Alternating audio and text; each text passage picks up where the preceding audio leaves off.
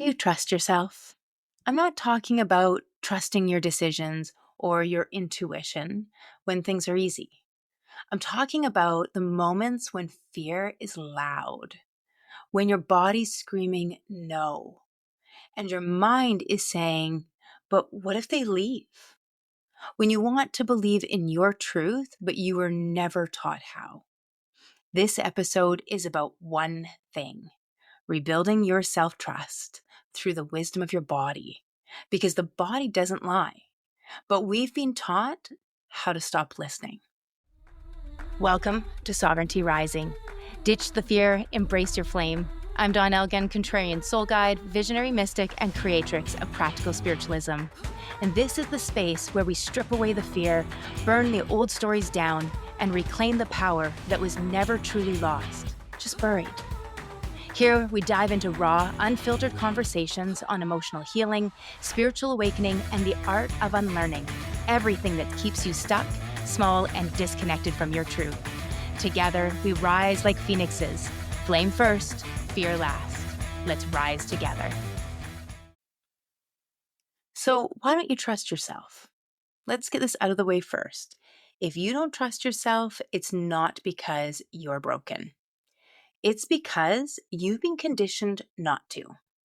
Conditioned to look outward, to check in with others first, to question your own instincts. And that might have happened because somebody told you, oh, it's just your imagination. You've been taught to suppress your body's cues. Crying? Too sensitive. Angry? Calm down. Exhausted? Push through. Desire? Be realistic. From family to religion, school, society, we inherited the belief that authority from family, religion, school, society, we inherited the belief that authority lives outside of us. And so we internalize the idea that our bodies are wrong and our minds must be in charge. But here's the truth: your body is not the problem. Your body is the portal. You've been gaslighting your own body for years. You feel tension in a relationship. Your mind says, but they didn't mean it. You feel dread before an event. Your mind says, it's fine, just go. You feel quiet, yes, but your mind says, that's crazy. But the body always knows first. Michael Singer said, you are not your thoughts. You are the observer. The body is how you access that observer. It's your compass. It's your sacred signal system. And when the nervous system is regulated, you feel safe enough to listen. You reconnect with your truth. So how do we rebuild the trust bridge? Well, trust is not a mindset. It's not a mantra you repeat until it sticks. Trust is a relationship, and like any relationship, it's built through consistency, presence, and repair. When you override your body, you break trust. But when you pause, listen, and honor even one small cue, you begin again. Ask yourself, what did my body tell me the last time I didn't listen? What small signal can I honor today? Start there. As Louise Hay taught, the body, like everything else in life, is a mirror of our inner thoughts and beliefs. Your body isn't trying to sabotage you. It's trying to lead you home. Let's practice the inner yes, inner no drop in. So, unless you're driving, then you can just listen through this and come back to it later on. Otherwise, I want you to just close your eyes. Place a hand on your chest and one on your lower belly. Now say, show me a full body yes. And just wait, breathe, feel, notice. Do your shoulders soften? Does your chest lift? Is there expansion, even subtly? Now say, show me a full body no. Breathe. Notice. Do you feel a pullback? Tightness? Nausea? Resistance? Maybe some anxiousness? Your body is always responding. You don't have to figure it out. You just have to feel it out. We need to get out of our head and back into our bodies.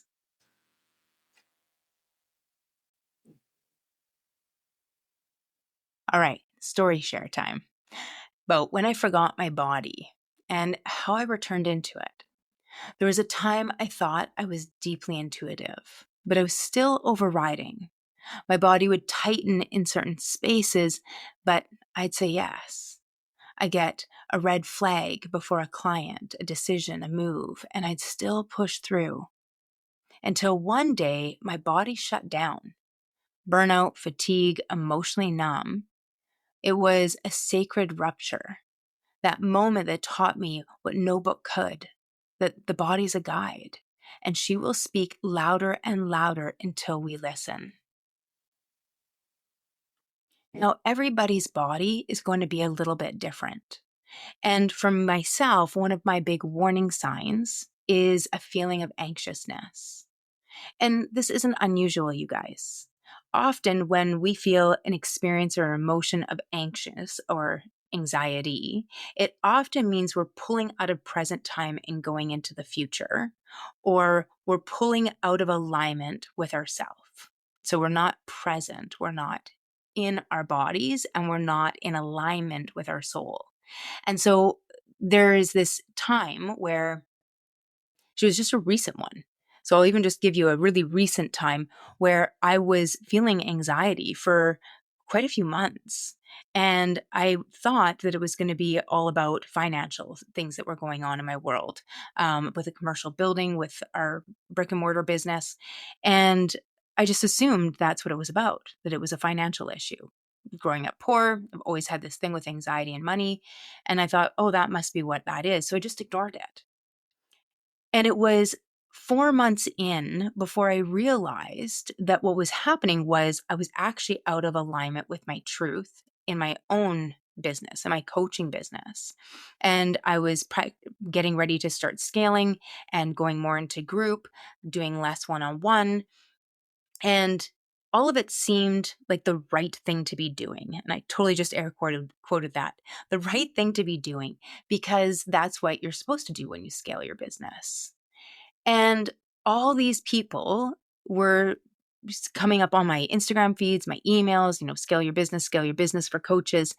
And my own coach was like, is this the right decision for you?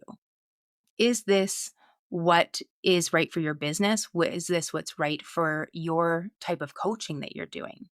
And there might be a component of this, but I just want to make sure that when you're moving forward, that it's because this is what you should be doing. And at first I was like, oh, maybe she doesn't think I'm far enough along to be doing this, or all the little insecurities, those little voices came in. And I was like, no, I can do this.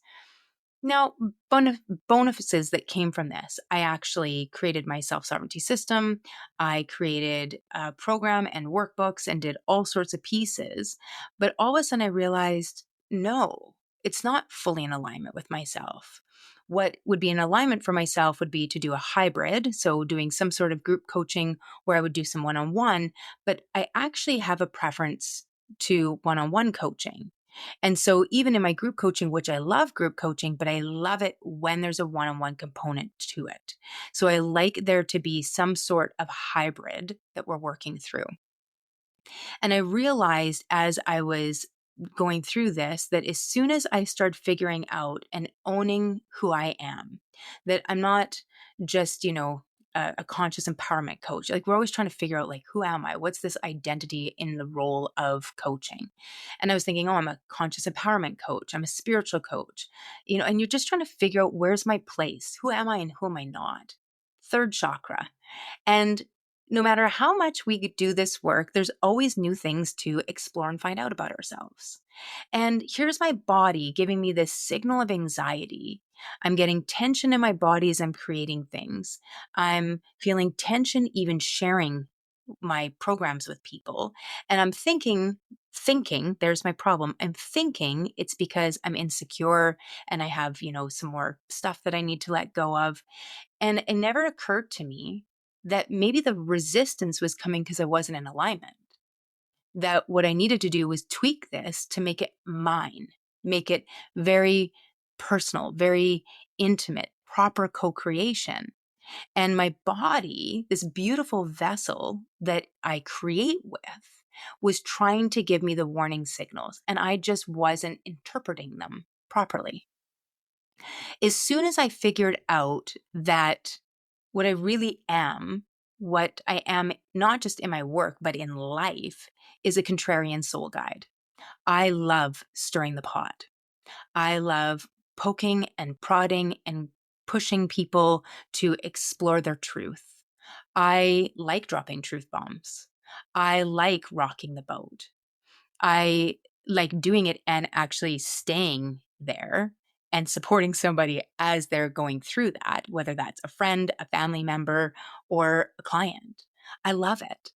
And when I was listening to Martha Beck's book, The Way of Integrity, she was talking about this, about contrarian soul guides. And I didn't hear it the first time I listened to the book.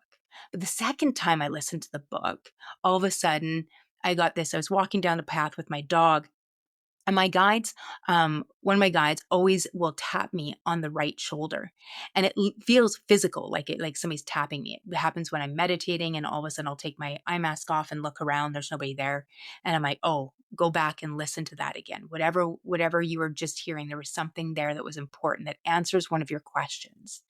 And so there's this tapping, and I look, there's nobody there. So I back up the book because I'm used to this now. So I back up the book and I listen to her explaining what a contrarian soul guide was. And in ancient day, these people would make fun and poke fun of social norms to kind of make sure that we should actually be following these social norms. Like, you sure about that? Is that really appropriate? Should we be putting arsenic in our hair? So what they would do is they would poke and prod at things that were social norms to make sure that people weren't just following the herd. And they were even allowed to do it to kings and chiefs to keep them humble and make sure that these are actually the right things that we should be doing to stop and question ourselves.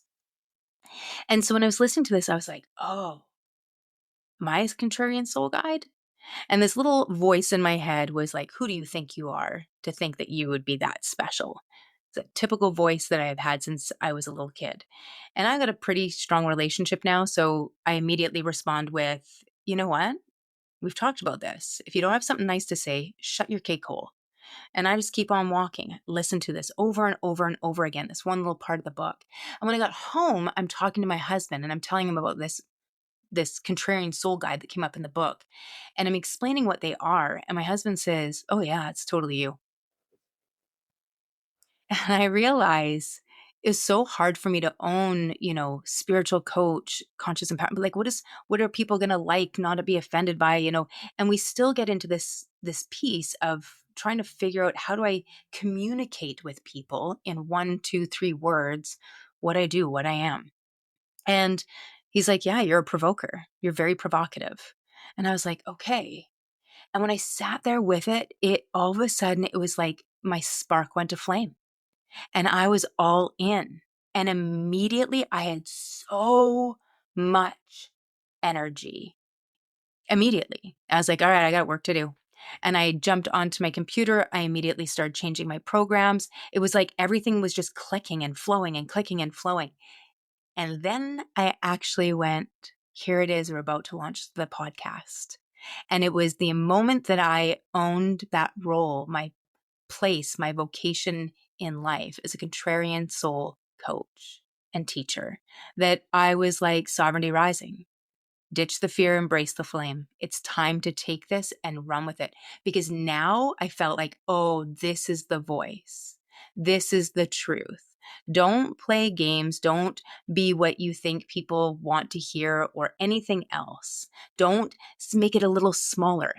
And if you're one-on-one friends with me, or even in a group, or you've ever seen me out and about, you'd be like, you play small. But as soon as it was virtual, as soon as it was like on my YouTube or anything, I would kind of like get just a little bit smaller, like just dim it a titch to not rock the boat too much. And I realized that's not who I am. And I didn't really clue in that I was doing it. It was like so subtle. I wasn't even aware I was fully doing it. But my body was letting me know, hey, we have a problem here. You need to be you. And so a lot of the time, our body is what's going to speak to us louder and louder until we listen. So it started off with like this little niggling discomfort, grew into a feeling of anxiety. The anxiety was almost always there. Then it started to feel almost like panic and tension. And I was having a hard time thinking. And I'm like, oh my goodness. And like I said, as soon as I became aware of it, I locked into it, boom, everything started flowing again. And that's all we need to do is we just need to listen, and the body will release, it'll soften, it'll expand, and we can suddenly become a divine channel of inspiration. That's what we're meant to be. We're meant to be channels. We're meant to be in co-creation. So, love, here's what I want you to remember.